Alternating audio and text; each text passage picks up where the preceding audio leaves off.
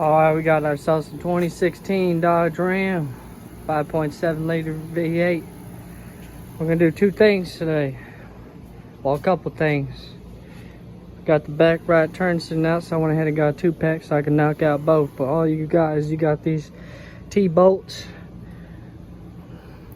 there and right there. Take that out. You're gonna have two plastic clips right here. Don't mind me, I already started my oil change. You're gonna take your hand right there and the other hand right here, and you're gonna pull this tail light out this way from top and then do bottom. Do it in the middle. You do it all wanky, one hand there, one there. I promise you, you're gonna break those plastic clips.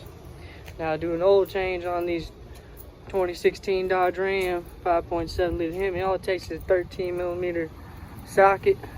Take out the drain plug. Always take a cap off to help it flow better. Always do that.